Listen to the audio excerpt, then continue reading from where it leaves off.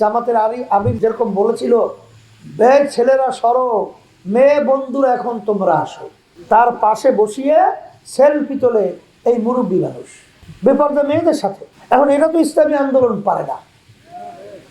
আচ্ছা, মেয়ে এবং ছেলেদের ভিতরে চলার পার্থক্যটাকে আমরা করছি না আল্লাহ করছি?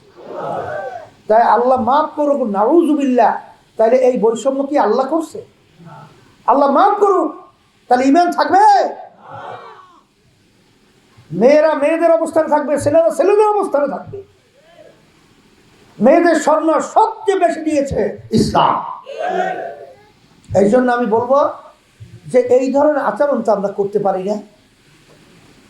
আমি আমার ভাইদেরকে বলবো, আপনার হাতীবান্ধা এবং এই পাটগ্রাম আমাদের যে প্রার্থী দেওয়া হয়েছে, সেই প্রার্থী আপনারা চেনেন, জানেন, শোনেন। আপনাদের প্রিয় মানুষ মুফতি ফজলুল করিম শাহরিয়ার, আমরা তাকে দিয়েছি।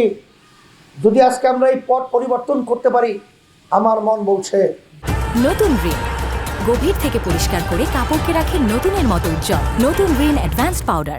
অল্প দিনের ব্যবধানে আল্লাহর রহমতে আপনাদের ভাগ্যর পরিবর্তন আল্লাহর রহমতে ঘটবে।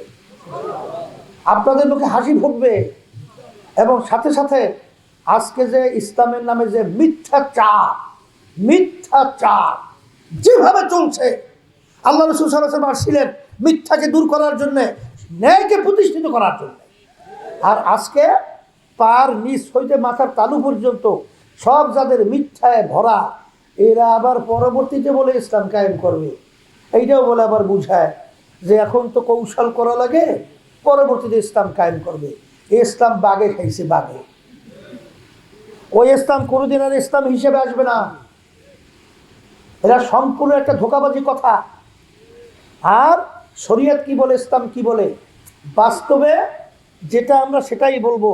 পরবর্তীতে ভিতরে কি আছে ওটা আল্লাহ জানে।